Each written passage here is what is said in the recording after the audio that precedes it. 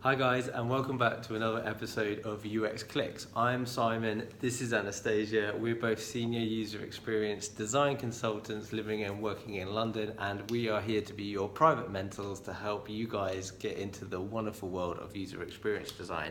Today we've come together to talk about a very important subject, something that I'm kind of quite passionate about, as I've always struggled, but that is why you should really pay attention to your copywriting within your user experience design portfolio.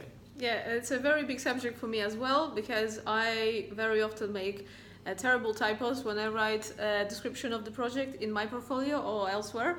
So that's why it's important to understand that your copy is also part of the creative part of your portfolio, and also it is a sort of validation that you can communicate clearly what you want to communicate in whatever piece of work you do. Yeah, it's actually a huge subject, and it's something that really is worth looking at and spending some time studying alongside everything that you're doing as a user experience designer.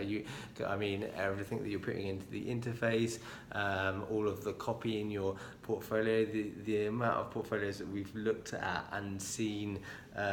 Walls of copy. Yeah, and typos. It isn't great. You really do want to go through and check for typos. You want to double check typos.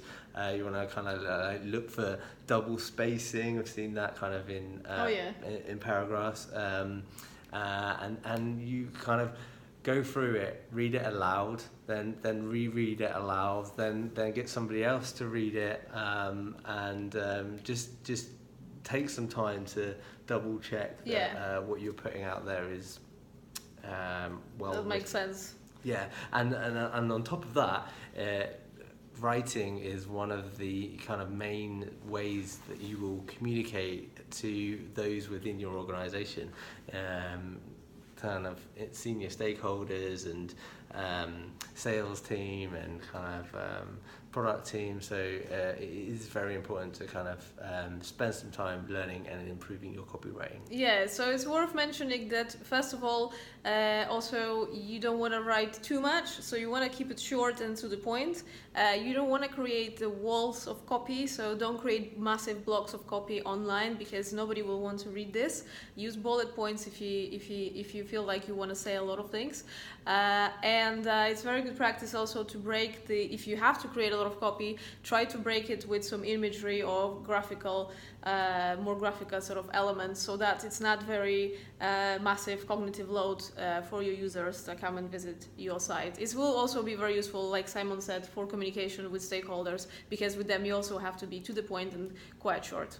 Yeah, that's it. Great. So thanks very much for your time again, guys. If you like what you've heard, subscribe to our channel. You'll get updates of latest videos. And if you've got any questions or queries, just stick a comment in the comments below and we'll get back to you ASAP. Thanks very much. Have a great day. Cheers.